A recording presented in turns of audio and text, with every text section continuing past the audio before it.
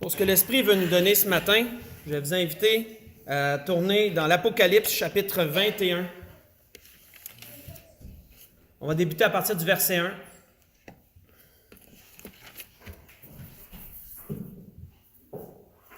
Apocalypse chapitre 21.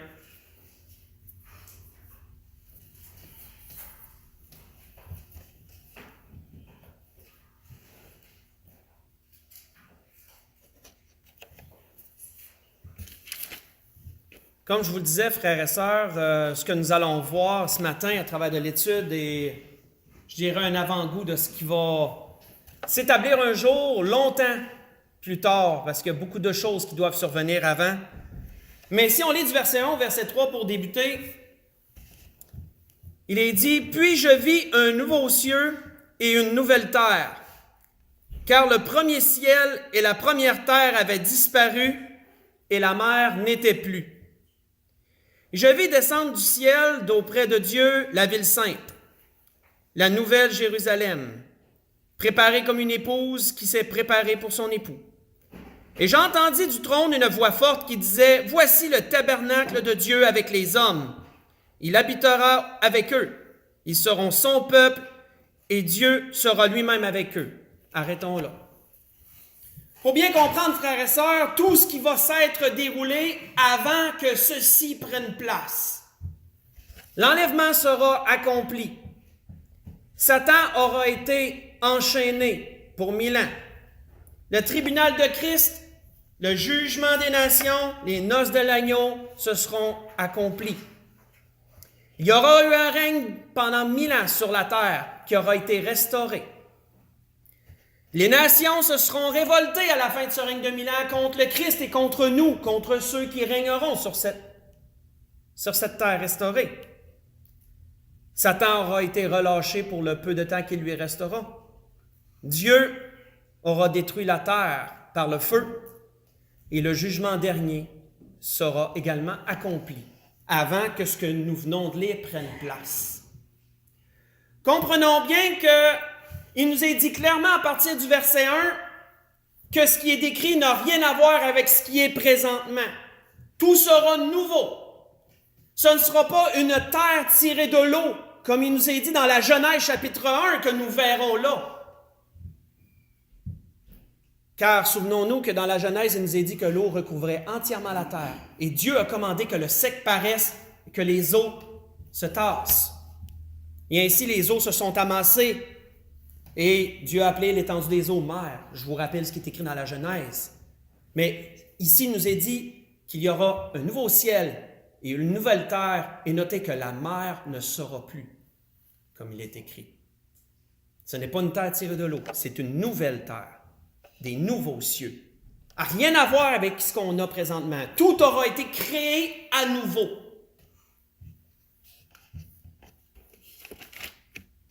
On voit qu'il nous est dit, quand on continue, versets 4 et 5, il est dit, « Il essuiera toute larme de leurs yeux, la mort ne sera plus. Il n'y aura plus de deuil, ni cri, ni douleur, car les premières choses auront disparu. » Et celui qui est assis sur le trône dit, « Voici, je fais toutes choses nouvelles. » Et il dit, « Écris, car ces paroles sont certaines et véritables. » Arrêtons là. Il n'y aura plus, frères et sœurs, ni deuil ni cri. Vous savez, il faut se souvenir que ce n'est pas à la mort physique qu'il n'y a plus ni larmes, ni deuil, ni cri, comme plusieurs le prétendent. C'est pas pendant le règne de 1000 ans qu'il n'y aura plus ni deuil, ni pleurs, ni cris. Parce que souvenons-nous que la mort va encore être présente pendant le règne de 1000 ans. La maladie va encore être présente, quoique les gens vont vivre très, très vieux. Pour ceux qui n'auront pas un corps glorifié comme nous, je dis bien, pour les nations qui seront présentes, il y aura encore de la mortalité. C'est des choses que nous avons vues dans l'étude du règne de 1000 ans. Notez, frères et sœurs, que lorsqu'il y aura ces nouveaux cieux et cette nouvelle terre, à ce moment-là, Dieu essuiera les larmes des yeux des gens. Et il n'y aura plus ni mort, puisque dans l'Apocalypse chapitre 20, on lit que la mort a été jetée dans les temps de feu et de soufre, que l'enfer a été jeté dans les temps de feu et de soufre. Donc maintenant, là, il n'y aura plus ces choses-là. Il faut se souvenir de ce qui nous est dit, pas besoin d'y tourner, dans Luc chapitre 16, lorsque Lazare est allé, Lazare et l'homme riche se sont ramassés tous deux, chacun à leur lieu. Qu'est-ce qui a été dit à propos de Lazare? À l'homme riche, Abraham répondit, « Mon enfant, souviens-toi que tu as reçu tes biens, disait-il à l'homme riche, pendant ta vie, et que Lazare a eu les maux pendant la sienne. Maintenant, ici, il est consolé. » Notez qu'il y a une différence entre être consolé, mais de ne plus avoir aucune peine et aucun pleur. Ceux qui meurent en Christ sont consolés de la peine qu'ils ont eue dans cette vie, mais les larmes ne seront pas encore essuyées des yeux, tant que le nouveau ciel et la nouvelle terre ne sera pas accompli. C'est une promesse que Dieu avait faite aussi à son peuple. Un peu avant, il avait dit ceci dans l'Apocalypse, à un autre endroit, pour ceux qui mourraient qui donneraient leur vie pendant la grande tribulation. Il est dit, ils n'auront plus faim, n'auront plus soif, le soleil ni aucune chaleur ne les frappera plus, car l'agneau qui est au milieu du trône les paîtra et les conduira aux sources d'eau de la vie, et Dieu essuiera toute larme de leurs yeux, est-il dit. C'était une promesse qui était écrite dans l'Apocalypse, chapitre 7, versets 16 et 17, ce que je viens de vous lire. Dans ce que nous allons lire par la suite, verset 6 au verset 8, faites un trait. Parce que là, il nous est mentionné, là, Dieu va nous ramener dans les temps présents, va nous ramener aux conditions requises pour participer à ce qu'il vient de dire précédemment. C'est comme un peu des paroles qui vont sortir du sujet pour rappeler qu'est-ce qu'il faut faire pour être là. À partir du verset 6, il est dit, « Et il me dit, c'est fait, je suis l'alpha et l'oméga, le commencement et la fin. À celui qui a soif, je donnerai de l'eau de la vie gratuitement. Celui qui vaincra héritera de ces choses. » Donc, voyez-vous que là, on sort du contexte du règne, on sort du contexte des nouveaux cieux, de la nouvelle terre, et Dieu dit ce qu'on doit faire pour être là. Celui qui vaincra héritera de ces choses. Je serai son Dieu et il sera mon fils. Notez, frères et sœurs, qu'il n'est pas dit que celui qui acceptera Jésus-Christ sera là. Il est dit celui qui vaincra. Et le mot vaincre, frères et sœurs, amène la pensée de combattre, de surmonter et d'être encore là. À celui qui vaincra, héritera de ces choses. Je serai son Dieu, il sera mon fils. Mais pour les lâches, les incrédules, les abominables, les meurtriers, les impudiques, les magiciens, les idolâtres, les menteurs, leur part sera dans les temps ardents de feu et de soufre qui est la seconde mort, est-il dit. Revenez, frères et sœurs, quand il est dit à celui qui vaincra, revenez à ce que l'apôtre Paul dit à Timothée, dans 2 Timothée. Connaissez bien cet endroit. 2 Timothée 4, versets 7 et 8. L'apôtre Paul disait, « J'ai combattu le bon combat, j'ai achevé la course, j'ai gardé la foi. » Ça, c'est vaincre. Ça, c'est vaincre. Et l'apôtre Paul disait qu'à partir de ce temps-là, il savait qu'il hériterait des choses à venir. On voit qu'il nous est dit, si on continue au verset 9, et là on rentre vraiment, je dirais, dans ce que Dieu prépare pour nous.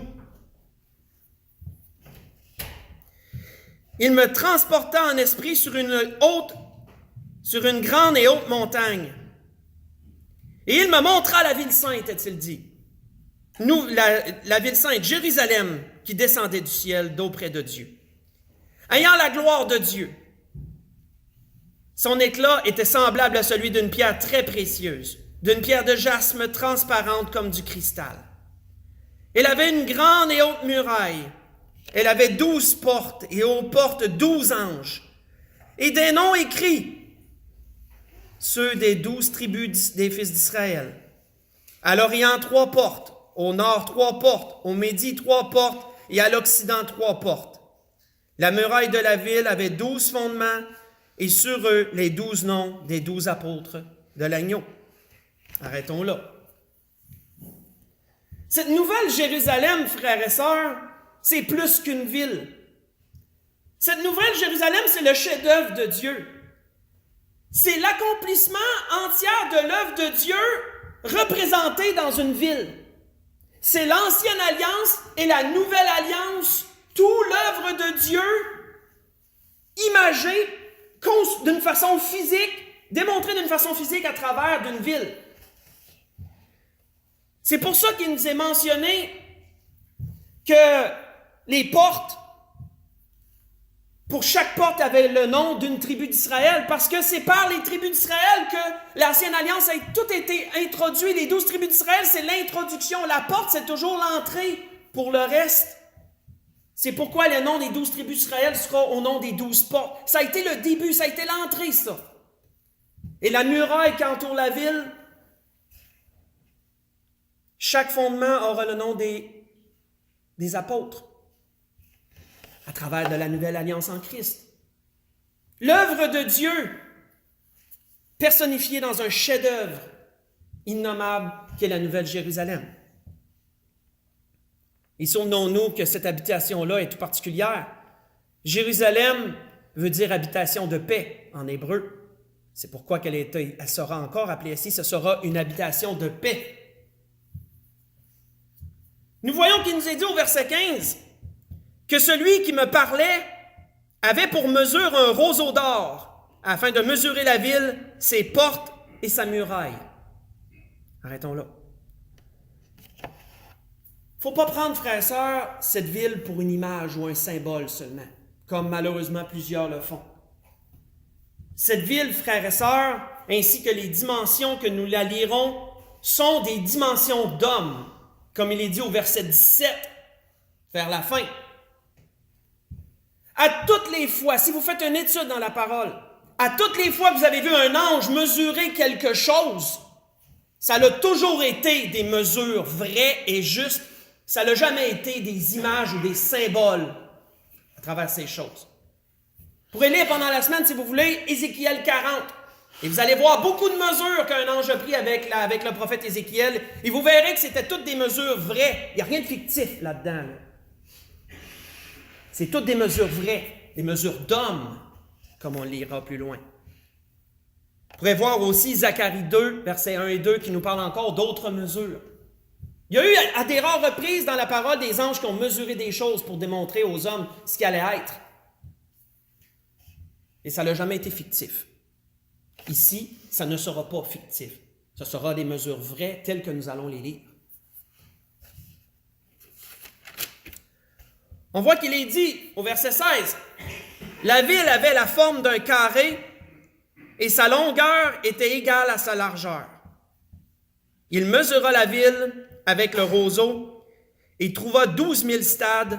La longueur, la largeur, la hauteur en étaient égales. » Arrêtons là. La ville avait la forme de carré. Il y a une règle, vous savez, en géométrie qui dit que ce qui est symétrique est parfait. C'est une pensée dans la géométrie. Ce qui est symétrique est parfait. Cette nouvelle Jérusalem sera symétrique dans toute sa dimension. Elle est parfaite, somme toute. Il nous est dit que quand il a mesuré la ville, donc il faut comprendre qu'il a mesuré la ville, le tour de la ville.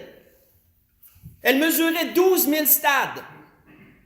Savez-vous combien long c'est 12 000 stades? En conversion, 12 000 stades, c'est 2250 kilomètres. 2220, excusez-moi. 2220 kilomètres en conversion. Et j'ai fait le calcul plusieurs fois pour être sûr de ne pas me tromper. Chaque côté mesurant 555 kilomètres de long, chacun. C'est quoi 2220 kilomètres pour vous donner une idée? Quand je vais en Ontario, ça fait longtemps que je n'y ai pas été, mais je me souviens encore. Moi et mon épouse, à un moment donné, on avait mis l'odomètre à 0 en partant de chez nous pour vraiment savoir la distance que ça nous prenait pour se rendre en Ontario. Après 15 heures de route, en arrêtant juste pour les besoins nécessaires, on arrive à Hearst, en Ontario, et ça nous fait 1125 kilomètres. de long. Aller-retour, donc 30 heures de route, avec seulement les besoins nécessaires pour arrêt, on obtient 2250 km. Pour vous donner une idée que la ville, dans sa longueur, d'un mur à l'autre, 555 km, faites le tour, prenez les 4 côtés, vous obtenez 2220 km. C'est une ville qui va être extrêmement grande. Pour nous donner un ordre d'idée, la plus grande ville qui existe, j'ai fait beaucoup d'études, j'ai bien aimé ça. Pour vous donner une idée, la plus grande ville présentement qui existe dans le monde, c'est la ville de Shanghai. La ville de Shanghai mesure 6340 km². Fais attention, carré. Qui veut dire sa longueur fois sa largeur. Mesure 6340,5, excusez-moi, 0,5 km², pour une population de 24 millions, 100 000 habitants. Ça fait 3500 habitants au kilomètre carré. Je peux vous dire qu'on est bien au Canada. On n'est pas empilés les uns par-dessus les autres, nous autres. On a des belles petites villes, puis on a de l'espace, et on se plaint de nos longueurs de terrain, on ne voudrait pas habiter là. Donnez-nous juste de même. La ville sainte, savez-vous combien de kilomètres carrés elle aura? Si vous faites sa longueur fois sa largeur, la ville sainte aura 308 025 km². Ça n'en fait de l'espace. Il n'y a pas une ville dans le monde qui va être aussi grande que la ville sainte qui sera établie à ce temps-là. On n'aura pas de ville aussi grande que ça. Même la ville la plus grande en ce moment, elle cote même pas le tiers de ce que la ville sainte aura un jour. Et vous savez quoi? La Bible nous dit que la hauteur de la ville va être égale à la longueur et à la largeur. Comment on mesure la hauteur d'une ville? Parce que, je veux dire, il n'y a pas de mur en haut pour définir le plafond d'une ville. Il n'y a pas de plafond. De ce que avec les recherches que j'ai faites, quand on mesure ça présentement aujourd'hui, c'est avec la plus haute tour ou la plus haute structure d'une ville. La plus haute structure d'une ville définit la hauteur de la ville, si vous voulez, en d'autres mots.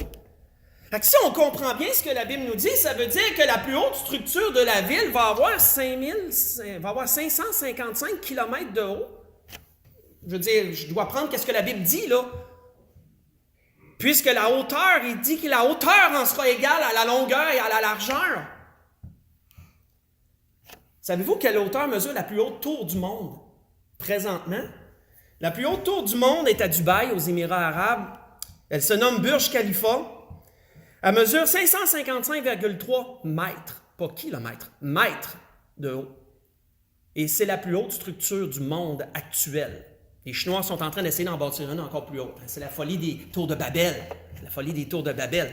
Qui n'aura pas la plus grande? Excusez, barrez vos pensées, là, qui n'aura pas la plus haute et la plus grande, hein? Mais vous savez, la structure de Dieu va faire pâlir de désir toutes les tours de Babel de ce monde lorsque la nouvelle Jérusalem va paraître. Il n'y aura jamais eu structure aussi belle, aussi grande et aussi haute. Qu'est-ce qu'il va y avoir dans la ville sainte de Dieu? On voit qu'il nous est dit, quand on lit à partir du verset 17, il est dit, il mesura la muraille et il trouva 144 coudées, mesure d'homme, qui était celle de l'ange. La muraille était construite en jaspe et la ville était d'or pur, semblable à du verre pur. Les fondements de la muraille de la ville étaient ornés de pierres précieuses de toute espèce. Le premier fondement était de jaspe, le second de saphir, le troisième de chalcédoine, le quatrième d'émeraude, le cinquième de sardonyx, le sixième de sardoine, le septième de chrysolite, le huitième de béryl, le neuvième de topaze, le dixième de chrysoprase, le onzième d'hyacinthe, le douzième d'améthyste. Arrêtons là. Comprenons bien ce qui est dit. La muraille avait une hauteur de 44 coudées, de 144 coudées. Vous savez, frères et sœurs, ça fait 80 mètres de haut, ça. Puis on sait que la muraille entoure de la ville, donc la longueur de la ville est même, on peut dire un petit peu plus, là, pour laisser un espace entre la ville et la muraille. et mesure 80 mètres de haut. Chaque fondement, autrement dit couche, je peux utiliser le terme. Vous avez un fondement. Pensez, mettons, à des briques, quelqu'un qui brique quelque chose. Il y a un fondement, après ça, il ajoute une deuxième rangée, troisième rangée, ça, on peut dire que c'est des fondements. La muraille aura 12 fondements. Chaque fondement aura 7 mètres de haut. Chacun des fondements. Facile, faites 80 divisé par 7, divisé par 12. Vous obtiendrez. Chaque fondement, toute la muraille est faite en jasme. Et chaque fondement va être orné, incrusté, en d'autres mots, de pierres précieuses différentes, symbolisant les 12 apôtres de Dieu. Savez-vous quelle est la plus haute muraille qui existe présentement dans le monde? La plus longue aussi, elle obtient les deux en passant, la plus haute et la plus longue. Présentement, c'est la Grande Muraille de Chine qui a ce record-là. Elle s'étend sur, quand même assez gros, elle s'étend sur 8851,8 km de long, la Muraille de Chine. Si vous enlevez les montagnes, parce qu'il y a des montagnes entre ça, des fois, à la côte d'une montagne va recommencer au bord, là. Si vous enlevez les montagnes et vous enlevez les tranchées, autrement dit les trous, les gros ravins, vous obtenez un mur de 6259 km francs, juste de muraille, autrement dit. Et la hauteur n'est pas plus que 7 mètres. Ça, c'est dans les meilleures places, parce que sinon, à part ça, elle est plus basse. Et vous aurez une ville dont la muraille est 80 mètres de haut. Pour vous dire qu'un stade de football mesure entre 90 mètres et 120 mètres. Donc, quasiment aussi haut qu'un stade de football de long. C'est quand même quelque chose. Je vous ai dit, le côté rationnel, mettez-les de côté. Avec ce que le Seigneur nous donne, ça frappe l'imaginaire pas mal. On voit qu'il nous est dit, quand on continue, verset 21, il nous est dit que les 12 portes étaient de 12 perles. Étaient 12 perles. Et j'aime bien la spécification. Chaque porte était d'une seule perle. Il faut bien le spécifier. Chaque porte était d'une seule perle. La place de la ville était d'or pur, comme du verre transparent. Savez-vous quelles sont les perles qu'on peut retrouver présentement dans le monde, qui existent? Les perles se mesurent entre 2 mm et 20 mm de long, les perles communes qu'on peut cultiver de nos jours, qu'on peut récolter. Il y a un pêcheur qui a réussi à récolter une perle extraordinairement, d'une valeur vraiment extraordinaire, qui mesure 61 cm par 30 cm. Elle n'est pas ronde, elle est difforme, mais c'est la perle la plus grosse au monde présentement. À peu près quelque chose de ça de long. À peu près, là. Les portes vont être d'une seule perle. Savez-vous comment se font les perles? Je parle dans le monde présentement. Je sais que Dieu va faire ça d'une façon différente, là. Présentement, les perles, on les retrouve grâce aux huîtres. Savez-vous comment une huître fait une perle? L'huître est dans le fond de l'eau. Vous savez que l'huître, c'est... Je ne sais pas comment le décrire, mais c'est comme une masse flasque, on va dire ça comme ça, qui est quand même vivante. La coquille va s'ouvrir, puis elle va comme une langue, mais dans le fond, elle n'a pas de bras, pas de jambes, fait que c'est tout est comme une langue. Puis elle va sortir, puis elle va tâtonner pour trouver sa nourriture, mais c'est gluant, puis parfois elle va ramener dans sa coquille avec elle des roches, ou une roche. Mais là, la roche est poignée avec elle dans la coquille, puis la roche pique, puis c'est très sensible, ça. Le mollusque qui est dedans, c'est très sensible. Fait qu'est-ce qu'elle va faire pour réussir à s'accommoder de la roche qu'elle a ramassée? Bien, elle va la faire rouler, puis elle va l'enduire de sa salive. La salive de l'huître contient des éléments comme des cristaux ou quelque chose, parce que ça, avec le temps, ça se calcifie. Ça devient dur. À force de la rouler comme ça, de la rouler, elle fait une forme ronde ou plus ou moins ronde. Et ce qui l'irritait devient doux et rond. Donc là, ça ne l'irrite plus et on obtient une huître. Mais ça ne prend pas rien qu'une journée ou deux, là. C'est quelque chose qui s'étend sur très longtemps, là. La Bible nous dit que les portes vont être d'une seule perle chacune. Je ne voudrais pas voir les huîtres qui font ça, moi. Mais on sait qu'il n'y aura pas d'huître. On sait que ce ne sera pas une huître qui va faire ça. Mais juste pour vous dire comment que ce qu'on voit présentement, c'est tellement une pâle représentation de ce que le Seigneur va faire plus tard. C'est absolument extraordinaire. Absolument extraordinaire. Quand on continue, à partir du verset 22, il est dit « Je ne vis point de temple dans la ville, car le Seigneur Dieu Tout-Puissant est son temple. » ainsi que l'agneau. La ville n'a besoin ni du soleil ni de lune pour l'éclairer, car la gloire de Dieu l'éclaire et l'agneau est son flambeau. On n'aura plus besoin, frères et sœurs, de construire un 4e ou 5e temple pour l'Éternel à ce temps-là. Parce que l'agneau qui va être au milieu de cette ville, notre Seigneur sera son temple. Et lui et notre Dieu seront sa lumière. Pas besoin de soleil pour l'éclairer. Il n'y aura plus de nuit, que la Bible nous dit. Intéressant, il nous est dit au verset 24 que les nations marcheront à sa lumière, les rois de la terre y apporteront leur gloire. D'où qu'ils viennent, eux autres? Je veux dire, il y a eu le jugement dernier. D'où qu'il vient qu'il y a des nations encore là? Référez-vous, frères et sœurs, au règne de 1000 ans. Il y aura des nations qui auront reçu le Seigneur. Il y aura des nations qui auront accepté le règne du Seigneur et qui régneront avec le Seigneur. Il y aura des nations qui ne se révolteront pas contre le règne du Seigneur à la fin du règne de 1000 ans. Ce sont ces nations qui se retrouveront aussi sur les nouveaux cieux, la nouvelle terre. Ces nations-là ne sont pas nous. Nous, comme il est dit plus loin, serons avec l'agneau, dans la ville sainte, avec lui. Ces nations auront un accès, par contre. Ils auront le droit d'y entrer. Il nous est dit que les nations marcheront à sa lumière et les rois de la terre apporteront leur gloire. Ces portes ne se fermeront point le jour, car il n'y aura pas de nuit. On y apportera la gloire et l'honneur des nations, et il n'entrera chez elles rien de souillé, ni personne qui se livre à l'abomination et au mensonge, parce que ces choses-là seront passées. Ces choses-là ne seront plus. Il n'entrera que ceux qui sont écrits dans le livre de vie de l'agneau. Tous ceux qui prendront part à cette nouvelle création seront tous ceux qui seront écrits dans le livre de vie de l'agneau.